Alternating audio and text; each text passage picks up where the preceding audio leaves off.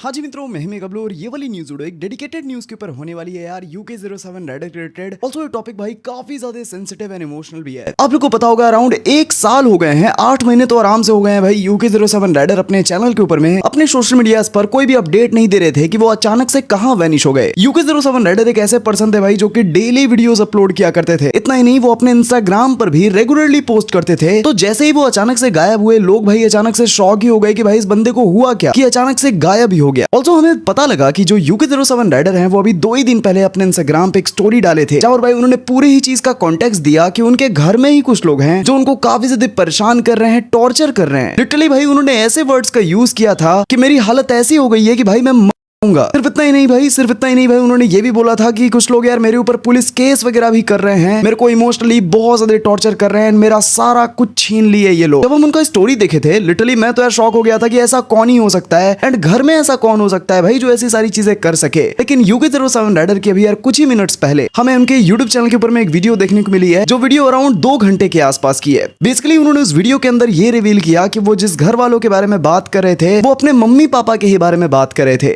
Basically वो ये बताते हैं कि उनका सीन मम्मी पापा से तभी खराब हो गया जब से भाई वो शादी किए थे रितिका से। बेसिकली उनके हिसाब से जो उनके मम्मी पापा हैं वो ये नहीं चाहते थे कि जो अनुराग दोभाल है UK07 राइडर वो रितिका से शादी करें। सिर्फ इतना ही नहीं भाई, उसके बाद से वो काफी ज्यादा खफा भी रहने लगे थे भाई यार अनुराग दोभाल से। सिर्फ इतना ही नहीं, उनके घर में रेगुलर बेसिस पे भाई झगड़े वगैरह होने लगे, मारपीट होने लगे। सिर्फ इतना ही नहीं भाई, UK07 राइडर ने ये चीज भी रिवील किया कि एक टाइम पे इतने झगड़े हो गए कि उनके मम्मी पापा ने उनको घर से निकाल दिया एंड ये कहा कि वापस मत आना वरना पुलिस केस वगैरह कर देंगे। तो उस वीडियो के अंदर UK07 राइडर ने बहुत सारी बातें बोली हैं। जाहिर सी बात है मैं आप लोग को इस वीडियो में सब कुछ कंक्लूड तो नहीं कर सकता, लेकिन उनकी वो जो 2 घंटे की वीडियो है उसमें में से जो भी मेन टॉपिक्स हैं वो मैं तुम्हें दिखा दूंगा, जैसे कि तुम्हें एकदम कॉन्टेक्स्ट शॉर्ट में पता लग जाए कि क्या कुछ हुआ है। सिर्फ इतना ही नहीं, UK07 राइडर ने वो जो 2 घंटे की वीडियो अपलोड करी है उस 2 घंटे वाली वीडियो में पूरा वो बात ही नहीं बता रहे हैं, बल्कि उन्होंने सबसे पहले तो पूरा कॉन्टेक्स्ट दिया कि सीन क्या हुआ है। इसके बाद में उन्होंने कुछ प्रूफ दिखाए अपने मम्मी पापा के रिलेटेड कि उनके साथ में किस तरीके से टॉर्चर किया जा रहा था। एंड UK07 राइडर लाइफ के उस स्टेज पे आ गए हैं जहां वो लाइफ को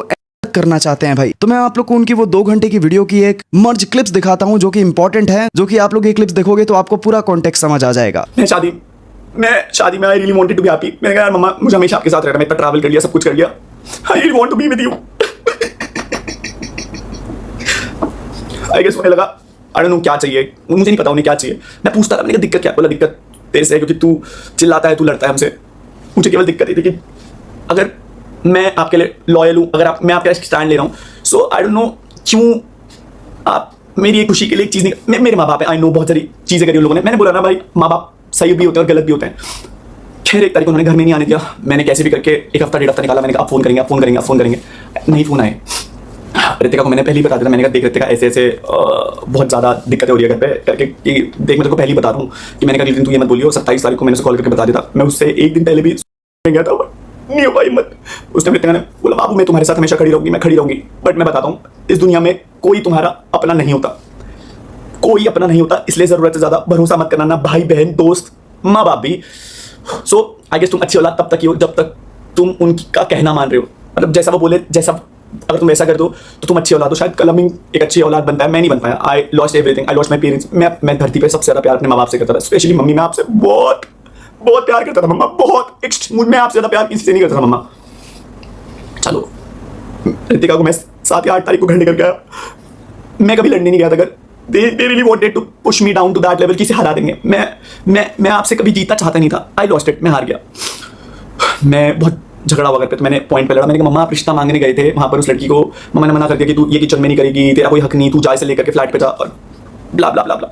मैं बस लड़ नहीं रहा था मम्मा आपसे, मैं आपसे बस पूछ रहा था। मैंने कहा अगर आप एक लड़की हो और अगर आप किसी और दूसरी लड़की के साथ ये कर रहे हो, सो मम्मा ने बोला ये घर मेरा है, मैंने बनाया, तो इस घर पे तेरा कोई हक नहीं। शायद मेरा उस घर पे हक था मम्मा, मैं आपकी औलाद था, मैं आपकी औलाद था। आई नो मैं अच्छा लड़का नहीं बन पाया, बट मैं आपकी औलाद था।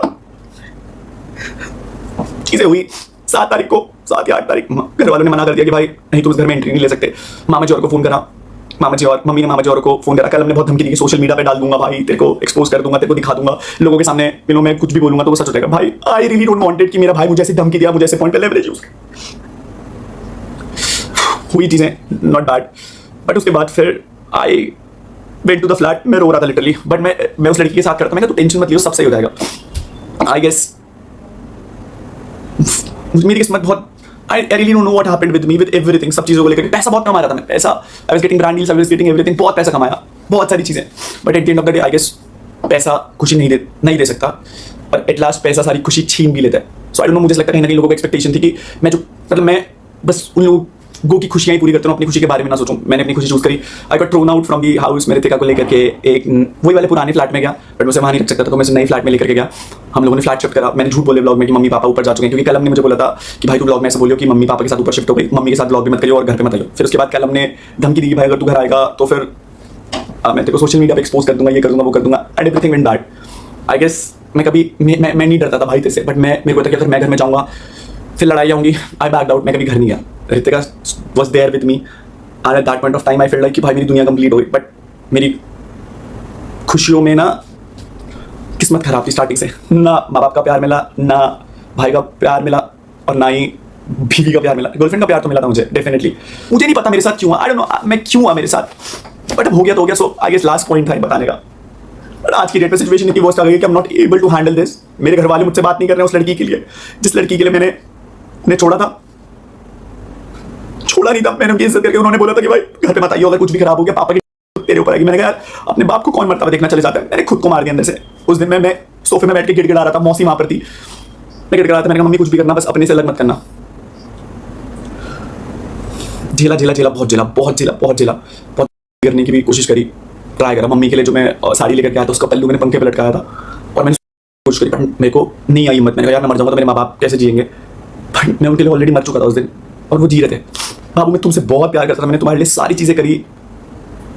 मैं मानता हूं कि नहीं हो पाया वो चीज जो मैं प्रॉमिस कर पाया, रहा मेरे से जितना हो सका, नहीं हुआ। फिर उसके बाद आई बिकेम साइको। घर वाले बात नहीं कर रहे थे, मेरे पास माँ बाप नहीं थे, उसके पास सब लोग थे, उसके भाई लोग, सब लोग थे, बट मैं अपने माँ बाप से ऑलरेडी उस लड़की के लिए लड़ गया था। अब that phase also went very wrong in that sense कि घर वाले ऑलरेडी केस करने के लिए बोल रहे थे कि कल वो कि तू घर आएगा तेरे को डिस्ट्रॉय कर देंगे, केस कर देंगे। मैं आई नेवर वांटेड कि ऐसा कुछ, और मैं कभी जेल जाने की मैंने जेल जाने वाले कर्म किए नहीं थे, बट कोई मुझे विश्वास नहीं करता कि भाई अनुराग तू तो हंसता खेलता लौट है।